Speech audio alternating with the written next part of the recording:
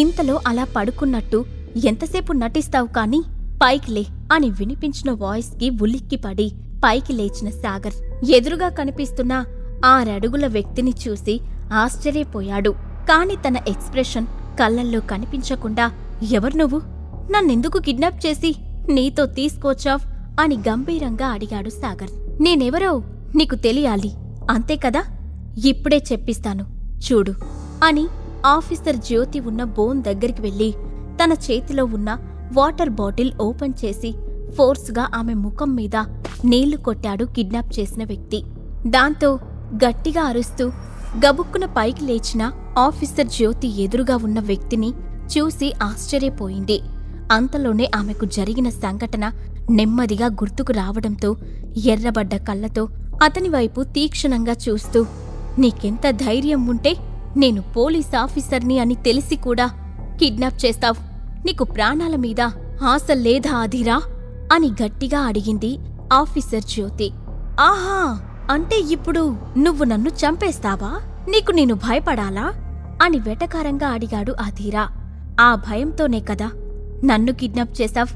నీకు దమ్ముంటే నన్ను విడిచిపెట్టి చూడు, నా సత్తా ఏంటో తెలుస్తుంది అని పొగరుగా సమాధానం చెప్పింది ఆఫీసర్ జ్యోతి.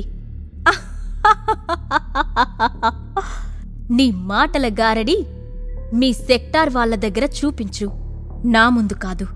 నీ చేతిలో పవరు ఉందని ఇష్టం వచ్చినట్టు మా వాళ్లను కిడ్నాప్ చేసి లోపలికి తోసేశావు కదా, వెంటనే వాళ్లను విడిపించు, లేదంటే ఈరోజు నా చేతిలో నీ ప్రాణాలతో పాటు నీ వాళ్ళ ప్రాణాలు కూడా పోవడం ఖాయం అని వార్నింగ్ ఇచ్చాడు అధీరా. కాసేపటి క్రితమే స్పృహలోకి వచ్చిన రాజీవ్ అతని మాటలు విని, యూ ఈడియట్, నన్నే కిడ్నాప్ చేస్తావా? నేనెవరో, మా నాన్న ఎవరో నీకు తెలుసా? మర్యాదగా నన్ను వదలకపోతే నీ అంతు తేలుస్తాను అని ఆవేశంతో ఊగిపోయాడు. ఆ నెక్స్ట్ మినిట్ ఇంకొక గూబ పగిలి ఈసారి నోట్లో నుండి మరొక 3 పళ్ళు ఊడి రాలిపోయాయి. అది చూసిన రాజీవ్ వా అని బావురుమని ఏడుస్తూ, అసలు మీ కంటికి నేనెలా కనిపిస్తున్నాన్రా?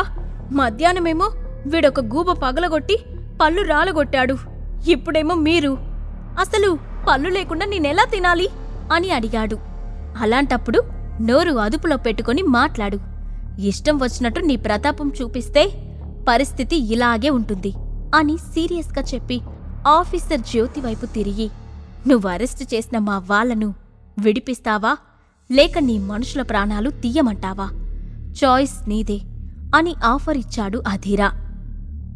అప్పటి వరకు ఆ ఇద్దరి మధ్య కాన్వర్జేషన్ ఇంట్రెస్టింగ్గా ఉండడంతో సైలెంట్గా వింటున్న సాగర్ నోరు తెరిచి, అసలు ఇదంతా ఏంటి మిస్ జ్యోతి? వీళ్ళంతా ఎవరు? వాళ్లతో మీకు వచ్చిన శత్రుత్వం ఏంటి అని అడిగాడు.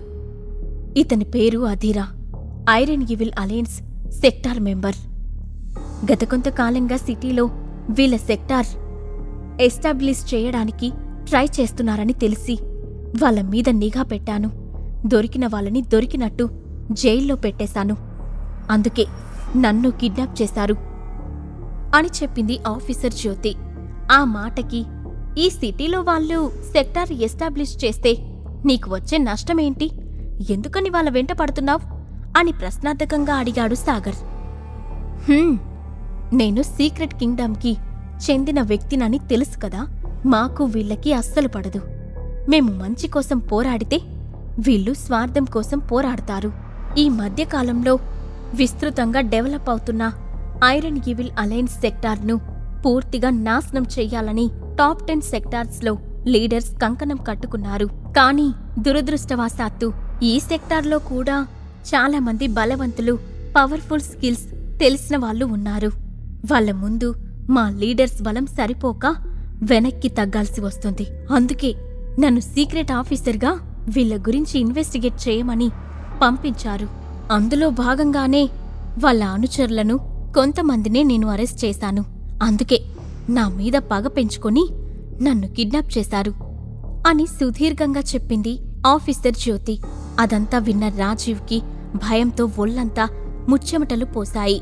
వెంటనే జ్యోతి వైపు తిరిగి, అతను అడిగిన దానికి సమాధానం చెప్పకుండా సాగర్కి సోది చెప్తున్నావేంటి జ్యోతి? నీకు నా ప్రాణమంటే కొంచెం కూడా లెక్కలేదా? వెంటనే నన్ను విడిచిపెట్టమని చెప్పు అని గట్టిగా అరిచాడు. కాని అతని గొంతులో వినిపిస్తున్న భయం పసిగట్టిన అధీరా, అంటే మీకు ఈ అమ్మాయికి ఎలాంటి సంబంధం లేదా అని సూటిగా అడిగాడు. అవును, నాకు ఈ అమ్మాయితో ఎలాంటి సంబంధం లేదు. దయచేసి నన్ను ప్రాణాలతో వదిలేయ్. నీకు ఎంత కావాలంటే అంత ఇస్తాను అని బేరం పెట్టాడు రాజీవ్. అతని మాటలకి జ్యోతి నిర్ఘాంతపోయింది. ఒక పక్క కిడ్నాప్ అయిన తనను సేవ్ చేయకపోగా ప్రాణాలు కాపాడుకోవడం కోసం తనతో ఎలాంటి సంబంధం లేదని చెప్పిన అతని వైఖరికి తీవ్రంగా షాక్ అయ్యింది. కాసేపటికి తేరుకున్న ఆమె, అవును అధీరా, నీకు కోపం నా మీద కదా, మరి వాళ్ళనెందుకు కిడ్నాప్ చేశావ్? నాకు ఎలాంటి శిక్ష వేసినా పర్లేదు, వాళ్ళను మాత్రం వదిలేయ్ అని రిక్వెస్ట్ చేసింది.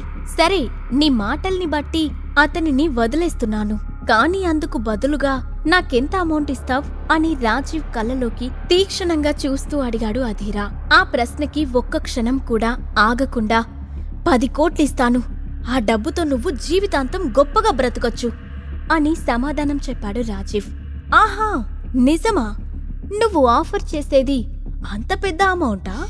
సర్లే, ఇక ఇతను ఎంతిస్తాడో చూద్దాం అని సాగర్ వైపు తిరిగి, నిన్ను ప్రాణాలతో వదలడానికి నాకెంత అమౌంట్ ఆఫర్ చేస్తున్నావ్ అని క్వశ్చన్ చేశాడు అధీరా. ఆ మాటకి రాజీవ్ ఎగతాళిగా నవ్వుతుంటే అసహనానికి లోనైన సాగర్, ఒక ఆడపిల్లను అడ్డం పెట్టుకుని ప్రాణాలు నిలుపుకోవాలి అనుకునేంత చీప్ క్యారెక్టర్ కాదు నాది. నేను ఇక్కడి నుండి వెళ్లాల్సి వస్తే నాతో పాటు ఆఫీసర్ జ్యోతిని కూడా తీసుకువెళ్తాను. మా ఇద్దరిని వదిలేయడానికి నీకు ఎలాంటి అభ్యంతరం లేదంటే చెప్పు, నేనేం ఆఫర్ చేస్తానో చెప్తాను అని అధీరాకే డీలిచ్చాడు సాగర్. ఆ మాటకి అక్కడున్న అందరూ షాక్ అయిపోయారు. అదే సమయంలో సాగర్ కళ్ళల్లో కనిపిస్తున్న తెగింపు చూసి షాక్తో నోరు తెరిచారు. అధీరా చేతిలో చిక్కుకున్న సాగర్ వాళ్ళ పరిస్థితి ఏంటి? సాగర్ మాటలకి అధీరా ఎలా రియాక్ట్ అవుతాడు? శైలజారెడ్డి తను అనుకున్న విధంగా చేయగలుగుతుందా? దేవరాజ్ అసలు ఉద్దేశం ఏంటి? ఈ ప్రశ్నలన్నింటికీ సమాధానం తెలియాలంటే నెక్స్ట్ ఎపిసోడ్ వినాల్సిందే. Stay tune to pocket FM.